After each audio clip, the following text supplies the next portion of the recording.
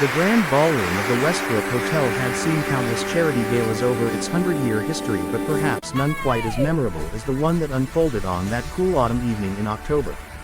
Thomas Williams arrived alone, as he often did to these events, preferring to observe rather than be observed. He was 62 years old, with graying temples and kind eyes that crinkled at the corners when he smiled, which was often despite the weight of responsibility he carried.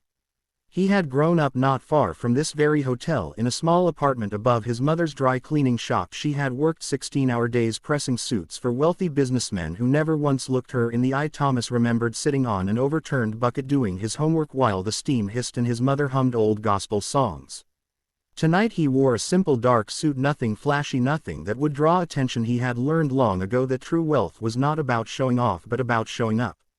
The gala was raising money for inner-city youth scholarships, a cause close to his heart. He himself had been one of those inner-city youth once upon a time, a boy with big dreams and empty pockets, a boy who had been given a chance by a stranger who believed in him when no one else did.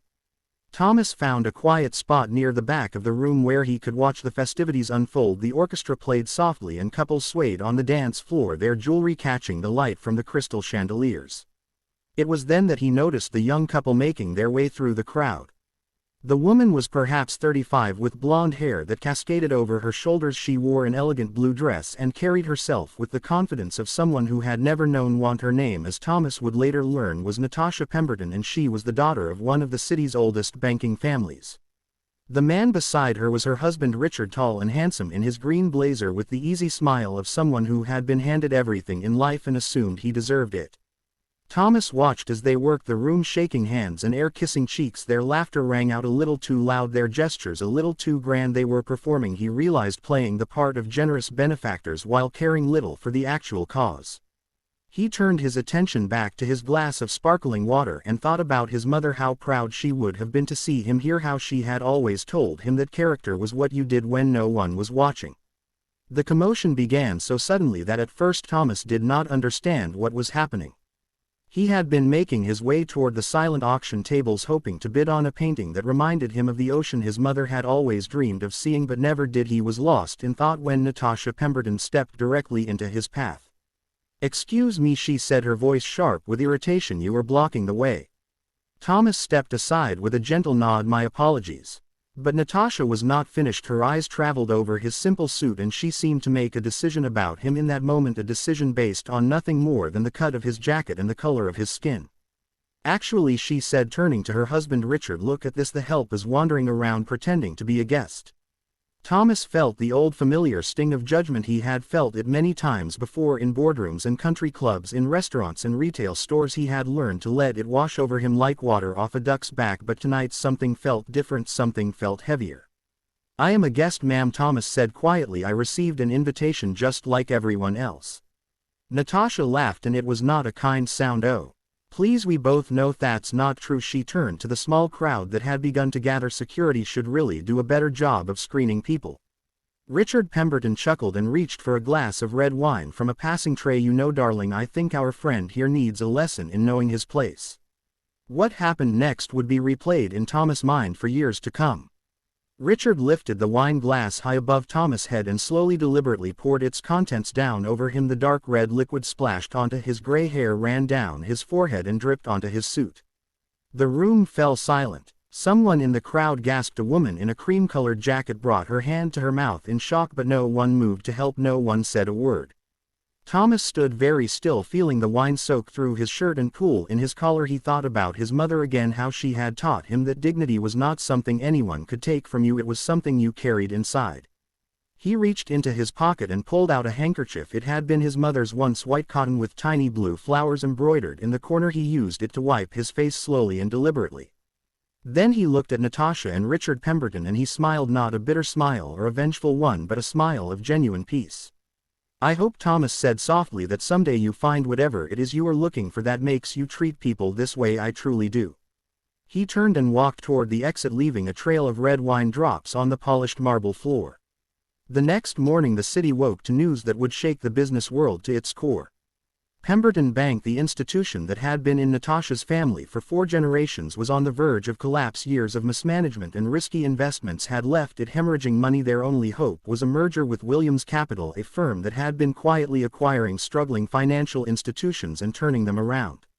Williams Capital was offering $600 million, a lifeline, a second chance. The meeting was scheduled for 10 o'clock in the conference room on the 40th floor of the Williams Capital Tower. Richard and Natasha Pemberton arrived early, both dressed impeccably, both wearing the masks of confident business people, though their hands trembled slightly as they shook hands with the assistants who greeted them.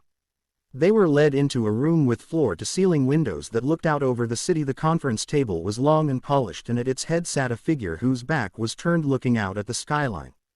When the figure turned around, Natasha Pemberton felt her heart stop.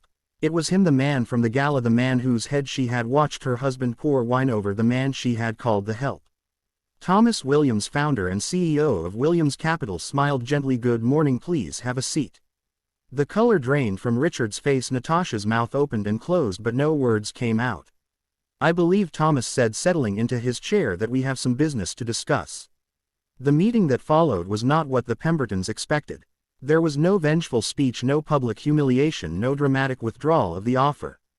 Instead, Thomas Williams conducted the meeting with the same quiet dignity he had shown the night before. He asked thoughtful questions. He listened carefully to the answers. He treated Richard and Natasha Pemberton with respect, even as they could barely meet his eyes. When the meeting concluded, Thomas stood and extended his hand. "The deal," he said, "will go forward as planned. Your employees will keep their jobs, your customers will keep their accounts, and your family legacy will continue." Richard Pemberton took his hand, his own grip weak and uncertain. "I do not understand. Why would you still help us after what we did?" Thomas was quiet for a moment, then he spoke, and his voice was gentle, like a father explaining something important to a child. "When I was 18 years old, I received a scholarship that changed my life. It was given to me by a man I never met, a man who had every reason to be bitter about the world but chose kindness instead. He left a note with the scholarship that I have kept all these years." Thomas reached into his jacket and pulled out a worn piece of paper. "It says we rise by lifting others, not by pushing them down." Natasha had begun to cry, silent tears streaming down her face. "We are so sorry," she whispered. "I am so ashamed." Thomas nodded. "I know, and that shame can become something useful if you let it. It can become the beginning of change." In the months that followed, something remarkable happened. Natasha Pemberton quietly resigned from her position on the charity boards, where she had spent more time being seen than doing good. She began volunteering at the very scholarship fund that had helped Thomas Williams all those years ago. At first it was awkward. She did not know how to talk to the young people who came through the program, did not know how to relate to their struggles. But slowly she learned, she listened, she opened her heart.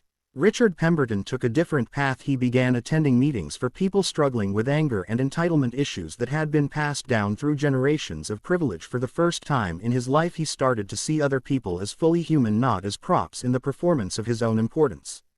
Thomas Williams continued his work building companies and creating opportunities for those who had been overlooked. He never spoke publicly about what happened at the gala, never sought credit or recognition for his grace.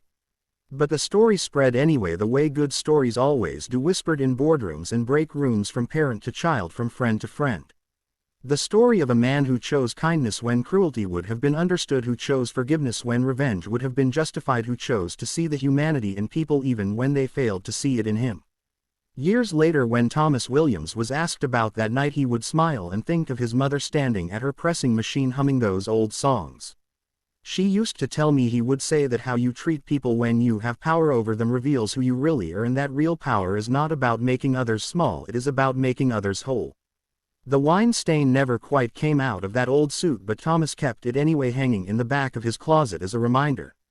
A reminder that dignity cannot be poured away, that kindness is its own reward, and that sometimes the most powerful thing you can do is simply refuse to become what others expect you to be.